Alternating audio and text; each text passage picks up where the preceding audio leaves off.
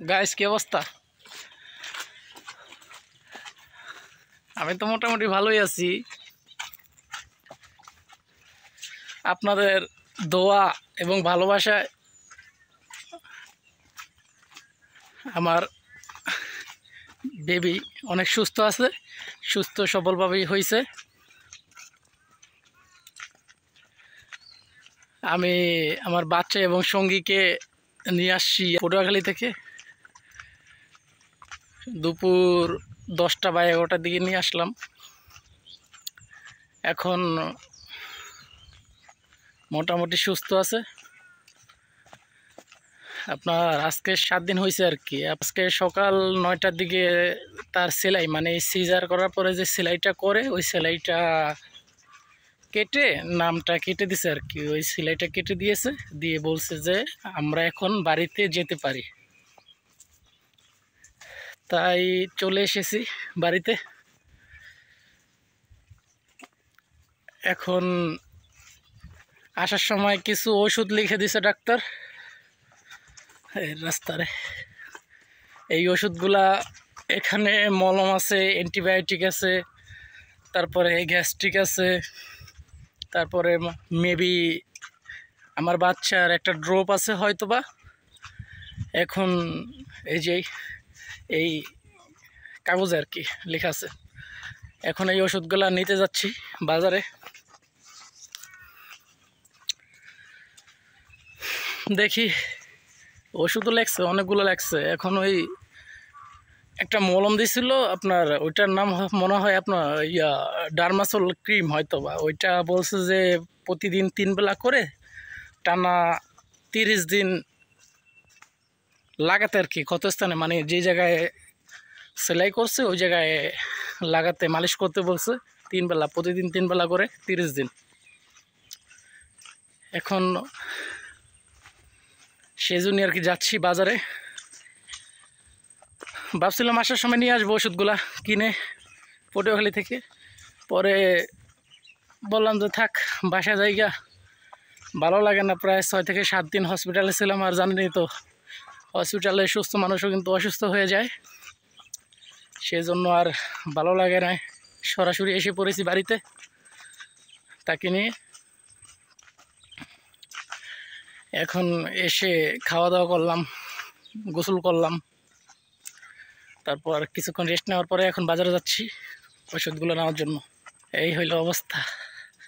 আমি আবার কালকে বা পরশু দিন ঢাকা চলে যাব, কারণ ঢাকা থেকে ফোন আইছিল সকালবেলায় যে কবে যাব। ঠিক আছে। আর হলো গিয়ে প্রথম দিন থেকে, মানে সঙ্গীকে হসপিটালে নিয়ে যাওয়া থেকে এবং বাড়িতে নিয়ে আসা পর্যন্ত এভরিথিং টোটাল, রুম ভাড়া, তারপরে আপনার মানে কেবিন ভাড়া, তারপর ওষুধ বিল, সিজার বিল, তারপরে আপনার ওই যে এখানে যারা বুয়ারা কাজ করে তাদেরকেও কিন্তু টাকা দেওয়া লাগছে, টিপস, আদার্স আছে আরও কিছু, খাওয়া দাওয়ার বিল, সব মিলিয়ে কত টাকা খরচ হয়েছে এটা না হয় নেক্সট ভিডিওতে আপনাদেরকে জানাবো।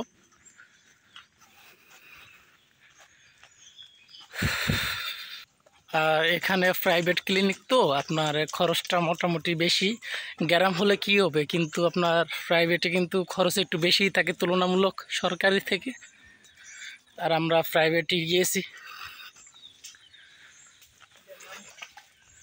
আর কালকে আমার মেয়ে ষষ্ঠী গেছিল, আর ষষ্ঠীতে তো বাড়িতে ছিলাম না, কারণ 7 দিনে আমাদেরকে ছুটি দিছে। তাই আমরা ষষ্ঠীটা হসপিটালে কাটাতে হয়েছে। আর আমার মেয়ের নামটা আপনাদেরকে বলে দেই। আমার মেয়ের নাম রাখা হয়েছে দুর্গা রানী। ঠিক আছে, দুর্গা রানী।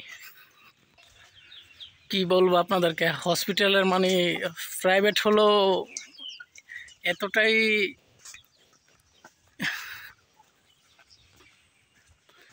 মোটামুটি।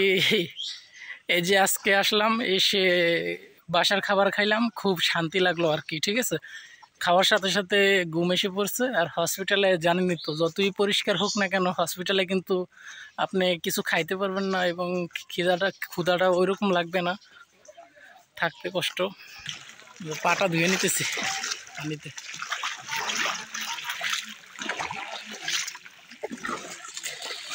দেখুন রাস্তার কি অবস্থা এদিক দিয়ে, মানে কি বলবো আপনাদেরকে, যদি বলি পুরোটা রাস্তা কাদা, কাদার ভিতর দিয়ে আমাদের আসতে হয়েছে। আর আমার সাথে আছে বরাবরের মতো তুষার, মাই বিগ ব্রাদার, আমার ভাই, বড় ভাই। পরিবেশটা মোটামুটি সুন্দর আছে এইদিকে, ঠান্ডা। আর এটা হলো হয়তো বা মেবি প্রাইমারি স্কুল। আর এই হলো রাস্তার অবস্থা। আপনার রাস্তা ভালোই ছিল, ওই যে মাঝে মধ্যে আর কি ছোটো ছোটো ট্রাকগুলো যাচ্ছে তো এদিক দিয়ে, এই জন্য রাস্তাটা আর কি একটু বেশি খারাপ হয়ে গিয়েছে। এই রাস্তা পার হয়ে আমাদের পাকা রাস্তায় যেতে হবে। ওই যে পাকা রাস্তাটা ওইদিকে দেখা যাচ্ছে।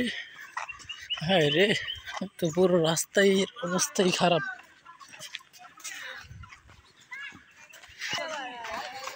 ওই যে রাস্তাটা, এখন দেখি গাড়ি আসতেছে নাকি, গাড়ি দিয়ে চলে যাবো বাজারে। বাজারে গিয়ে সঙ্গীর ওষুধ নেওয়া লাগবে, তারপরে বাসা যাব।